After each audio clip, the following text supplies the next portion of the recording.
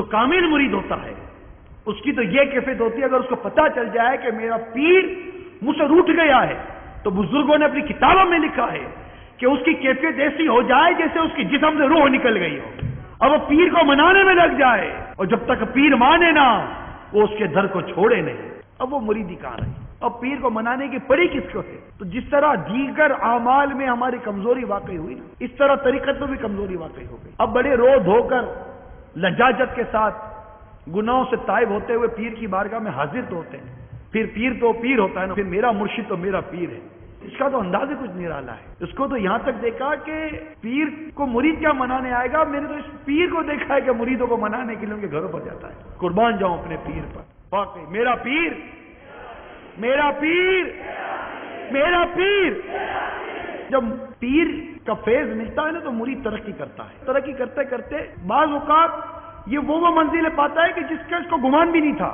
یہ سب کے سب مرید کی آزمائشیں ہوتی ہیں، اور پھر بعض وہ منزل آتی ہے جس میں مرید سمجھتا ہے کہ مجھے کچھ مل گیا، کھو جاتا ہے وہاں، مگر یہ جہاں کھویا یہ اس کی منزل نہیں ہے۔ کتابوں میں لکھا ہے کہ اس کی جو منزل تھی معرفت الہی، وہاں سے ندا آتی ہے۔ اے مرید ان مناظروں میں مت کھو جا، یہ تیری منزل نہیں ہے، تیری منزل آگے ہے۔ ابھی فدا ہوتا جا اپنے پیر پر، فدا ہوتا جا پیر پر۔ جب تو پیر پر فدا ہوتا شروع ہو جائے گا، اور جب تو اس مقام پر پہنچے گا کہ تم مرید ہو کر اپنے پیر پر فدا ہوگا، پھر تیرا پیر تجھے فنا فی رسول کے درجے پر پہنچائے گا۔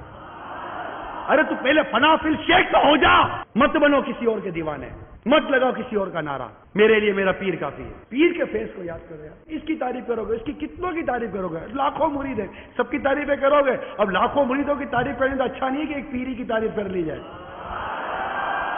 تو اپنی آنکھ بند، یہ بھی سکھایا ہے امیل سنت نے کہ امیل سنت فرماتے ہیں میرے اعلیٰ حضرت پر میری آنکھیں، تو میرے مرشد پر میری آنکھیں بند، خلاص کہ اب میری نگاہوں میں جچتا نہیں کوئی۔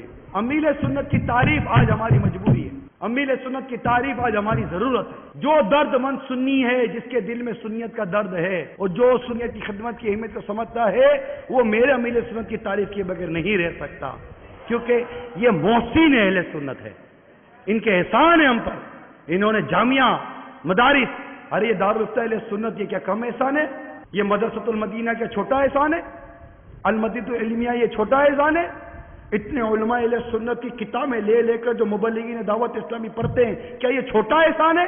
یہ قافلے ملک بھر میں جو سفر کرے، کیا یہ چھوٹا احسان ہے ہم پر؟ یہ لے کر چل رہی ہے پورے کاروان کو، ادھر سے بھی ادھر سے بھی ادھر سے بھی ادھر سے بھی، ہر ایک کو لے کر چل رہی ہے، اور سیدھے مدینے کا رخ کیے ہوئے مدنی قافلے مدنی قافلے مدنی قافلے مدنی انعامات، مسجد آباد کرو، مسجد آباد کرو، مسجد بناؤ، مدرسے بناؤ، جامعہ بناؤ، حفظ و ناظرہ کراؤ، عالم بناؤ، مفتی بناؤ۔ اتنا بڑا احسان امیر سنت کا ہے۔ ارے کون اہل سنت والا ہوگا جو امیر سنت کی تعریف نہیں کرے گا یار؟ میں پھرتا تھا مارا مارا،